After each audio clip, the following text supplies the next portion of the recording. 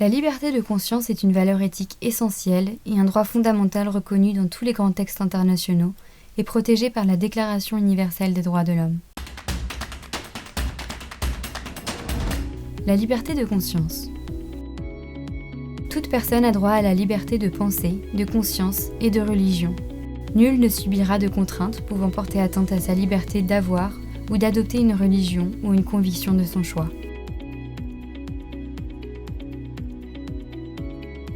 L'objection de conscience consiste à refuser d'accomplir un acte prescrit, soit par un supérieur hiérarchique, soit par la loi, parce qu'il est contraire à des normes morales, éthiques ou religieuses fondées sur la liberté de conscience.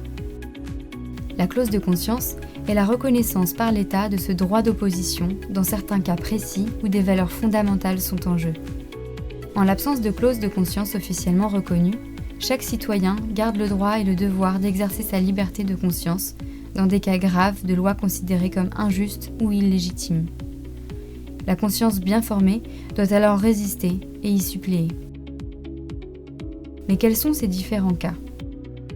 Dans le domaine médical, la clause de conscience existe pour des actes qui mettent en jeu la vie et la mort ou l'intégrité physique des personnes. En France, une clause de conscience spécifique a été introduite en 1975 dans la loi relative à l'interruption volontaire de grossesse.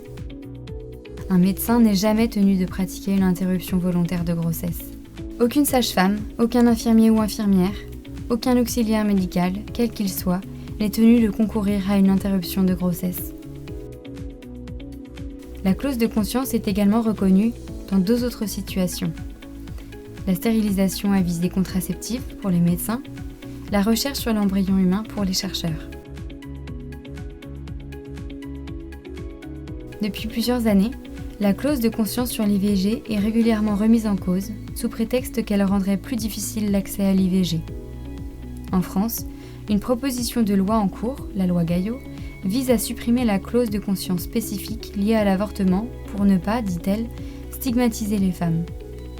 Cette proposition de loi a rencontré une forte opposition des soignants. Le Comité consultatif national d'éthique s'est prononcé pour son maintien, en rappelant que l'avortement n'est pas un acte médical comme un autre. Le CCNE considère que la clause de conscience spécifique souligne la singularité de l'acte médical que représente l'IVG. Et concernant l'euthanasie, existe-t-il une clause de conscience dans les pays où elle est déjà légalisée ? Aux Pays-Bas, en Belgique et en Suisse, la loi garantit le droit à l'objection de conscience dans le domaine de la santé. Mais dans ces pays, on a aussi vu des évolutions pour limiter cette clause. Petit à petit, les institutions de soins sont contraintes d'accepter la pratique de l'euthanasie dans leurs murs. Au Canada, des centres de soins palliatifs ont dû cesser leur activité car ils refusaient de pratiquer des euthanasies.